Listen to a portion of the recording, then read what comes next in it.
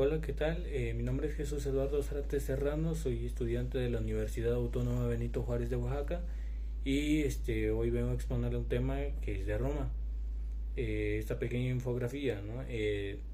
Aquí yo estructuro lo que es por puntos, hablando desde el origen hasta las aportaciones. Entonces, pues comenzando por el origen, hablando del origen, es una civilización romana de origen latino. Se formó en el siglo 8 a.C. a partir de la agrupación de varios pueblos de la Italia central.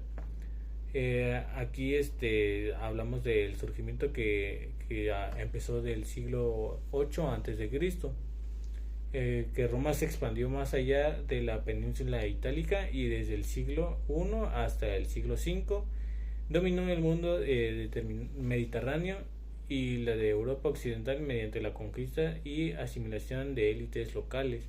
Aquí en el lado derecho vemos una pequeña representación gráfica que yo siempre pongo aquí, la ubicación geográfica de lo que fue Roma, ¿no? Aquí vemos que tenemos la simbología, tenemos de una degradación de color, de cómo fue avanzando sobre la época. Vemos que aquí un color rojizo fue el año más antiguo, por así decirlo, que fue desde del 222 a.C. al 396 a.C. hasta un color más claro. Todo lo que está conformado, lo que está de rojo, de un color rojizo, es todo lo que pertenece la expansión de Roma en la península itálica, ¿no? Pasando al segundo punto, lo que es la política, los romanos tenían una forma de gobierno que se asemejaba a la democracia hasta cierto grado. Durante los primeros días de la República Romana, los ciudadanos tenían el derecho a votar para elegir a sus líderes. Aquí, a diferencia de Grecia, la democracia no se originó en Roma, sino en Grecia, pero no se considera en su totalidad una democracia arraigada porque su tipo de gobierno fue elegido por un cierto grupo de personas. Estos grupos de personas eran de alto rango, de clase alta, o sea, tenía un gran poder en lo que es la política, ¿no? O un alto estatus de la sociedad, de tipo de sociedad, ¿no? En la economía. Entonces, no todas las personas tenían este derecho, sino que solamente los de los altos rangos. Eh, Esto incluía los cónsules, los magistrados y otros cargos más importantes, lo que se daba a los ciudadanos una voz de proceso de toma de decisiones. Aquí las únicas personas que tenían la ley de voto o tenían el derecho eran con las personas de alto rango, que ya los había mencionado. Fueron las únicas personas que llegaron a tener esos derechos para elegir así su gobierno. Y aquí vemos como una pequeña representación de los grandes poderes que poseían estas personas, la clase de estatus que poseían, las grandes riquezas. Y estas mismas personas eran las que elegían el gobierno, ¿no? Estas personas elegían, ¿no? O sea, no se preocupaban por los pobres, había mucha desigualdad social en ese momento. Hablando de sociedad, tenemos aquí lo que es el punto número 3, que fueron los primeros tiempos de la sociedad romana. Estaba dividida entre los patricios, los clientes y los plebeyos, que era una clase social alta, ¿no? Esa clase social eran los que elegían a su gobierno. Entonces, vemos que aquí la política y la sociedad tienen mucho en común. Aparte de los plebeyos, estaban los esclavos, que los esclavos eran el rango más bajo en ese momento. Eran los únicos ciudadanos romanos que podían votar y ser elegidos para cargos políticos y religiosos. Entonces aquí en la parte derecha, yo en esta ocasión no puse lo que es una pirámide, sino que una imagen representativa de lo que es la clase social, que va escalonada, ¿no? Aquí vemos, como siempre, en el rango más alto va lo que es el tipo de gobierno, los que mandaban en aquellos territorios en grandes porciones, ¿no? Están los sacerdotes, los administradores del imperio, estaban de ahí le seguían los habilitas, que son los plebeyos, los patricios, los que yo había mencionado anteriormente, y están los plebes. Todos estos tres tipos de clase social, o esos tres tipos de personajes, por así decirlo, estos personas se consideraban ciudadanos y le daban el derecho de voto para elegir a un gobierno. Fueron los únicos que seguían las leyes, eran los únicos que solamente se ejercían esos derechos, ¿no?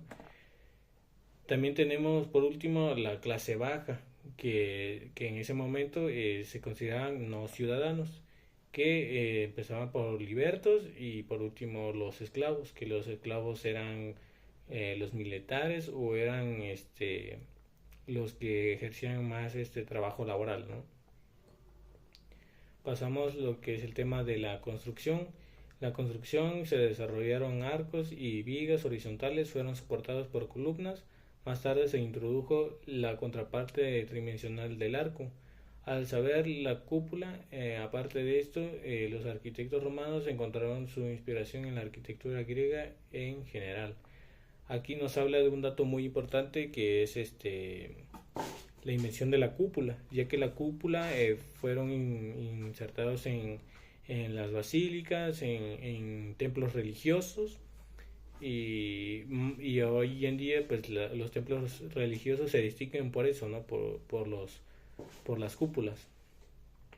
También nos habla de los tipos de materiales que utilizaban en la construcción en ese tiempo, que una de ellas, ellos inventaron lo que fue el hormigón, utilizaban mucho las piedras decorativas que ellos pintaban o representaban con pinturas que acontecían historia, ¿no? Aquí nos hablan que una de las decoraciones coloridas virtudes de piedras insertadas en el cemento fue traída de Grecia.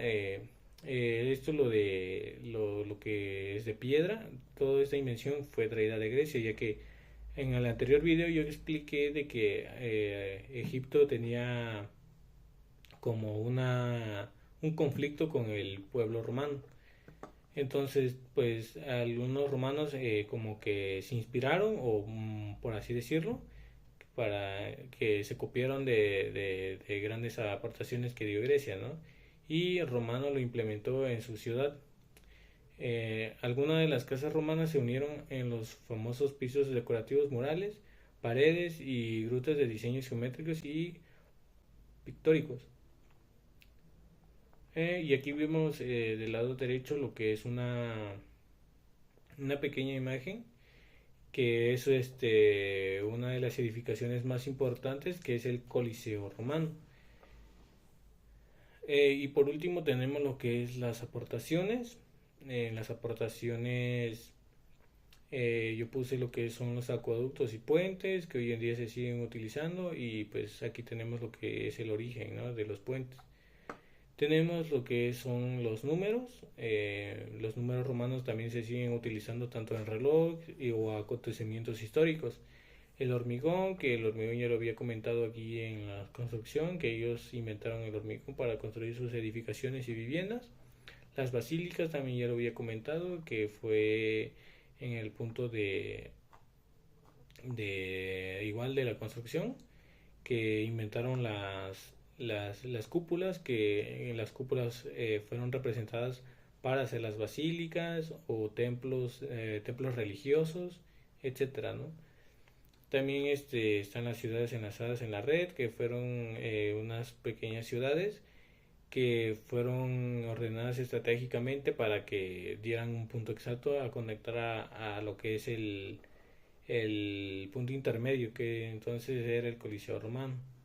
Estaban las cloacas y los asentamientos, que eran como que canales de desechos, hoy se conoce como drenaje, ¿no? Y aquí están las referencias para los sitios web que yo consulté, donde yo saqué la información para hacer este pequeño resumen, ¿no? Y bueno, esto ha sido todo. Espero que se haya comprendido el tema. Y pues nada, pues gracias por ver el video.